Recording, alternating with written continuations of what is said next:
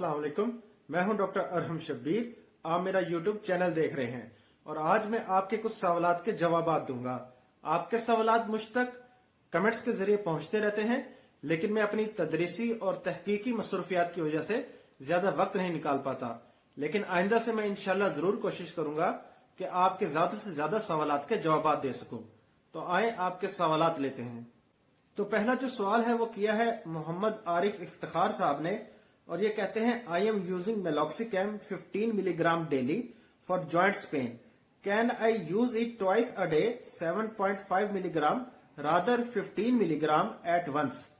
वो ये कह रहे हैं कि वो मेलॉक्सिकैम का इस्तेमाल कर रहे हैं जोड़ों के दर्द के लिए और 15 मिलीग्राम दिन में एक दफा रोजाना की मिकदार में इस्तेमाल कर रहे हैं, और वो ये चाह रहे हैं कि क्या वो इस दवाई को बजाय 15 मिलीग्राम रोजाना एक दफा इस्तेमाल करने के 7.5 मिलीग्राम यानी 7.5 मिलीग्राम दिन में 2 दफा इस्तेमाल कर लिया करें। तो आरिफ इफ्तिखार साहब, पहली बात तो ये कि आपने ये नहीं बताया कि आप ऐसा करना क्यों चाह रहे हैं। क्या आपको कोई एडवर्स इफेक्ट्स आ रहे हैं? मिसाल के तौर पर क्या आपको कोई गैस्ट्रो इंटेस्टाइनल प्रॉब्लम्स महसूस हो रहे हैं, यानी निजाम इंहजाम की कोई खराबी महसूस हो रही है, या क्या आप दिल के मरीज हैं? तो अगर इन दोनों में से कोई एक बात भी है तो फिर ये दवाई मेलॉक्सिकैम कंट्राइंडिकेटेड है। तो इस सूरत में आपको इस दवाई का इस्तेमाल तर्क कर देना चाहिए और अपने डॉक्टर और फार्मासिस्ट से इस बारे में रुजू करना चाहिए। बहरहाल, जहां तक डोज की बात है और फ्रीक्वेंसी ऑफ डोज की बात है, तो रिमोटॉइड आर्थराइटिस में और इसके अलावा ऑस्टियो आर्थराइटिस में भी मेलॉक्सिकैम की डोज वंस डेली ही रिकमेंडेड है। तो जो स्टार्टिंग इनिशियल डोज है वो 7.5 मिलीग्राम है।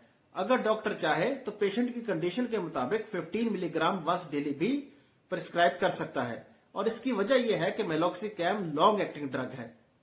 इससे एक फायदा यह भी हो जाता है कि पेशेंट कंप्लायंस इंक्रीज हो जाती है, यानी पेशेंट के लिए दिन में एक दफा दवाई खाना आसान है, खासतौर पर ऐसे पेशेंट्स जिनको रोजाना कई अद्वियात का इस्तेमाल करना पड़ता है, उनके लिए ये ढेर सारी अद्वियात का इस्तेमाल करना मुश्किल हो जाता है। तो ऐसी अद्वियात जिनको दिन में एक दफा इस्तेमाल करना पड़े, ये आसान है बनिस्बत इसके कि दिन में 2 दफा दवाई खाना पड़े। इसलिए once daily dosing patient compliance को इंक्रीज करती है। दूसरा सवाल किया है रजा रहमान शेख साहब ने, और वो कहते हैं सलाम, जो ओवरवेट की वजह से कंसीव नहीं कर पा रही वो यूज कर सकती हैं ये?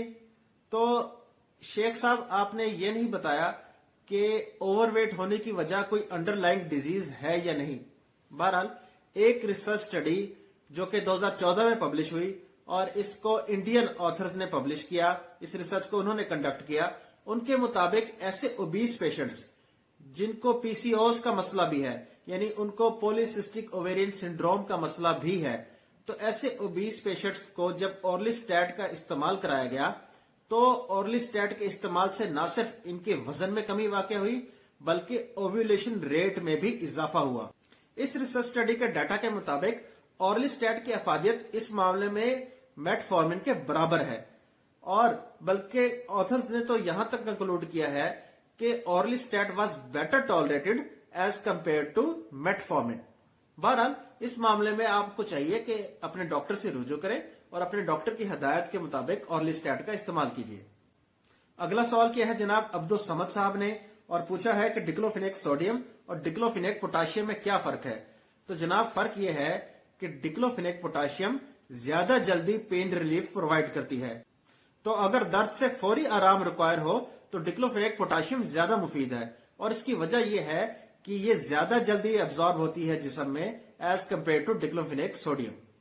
तो उम्मीद है आपको आपके सवालात के जवाब मिल गए होंगे।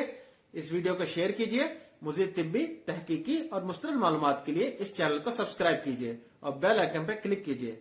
Thank you very much.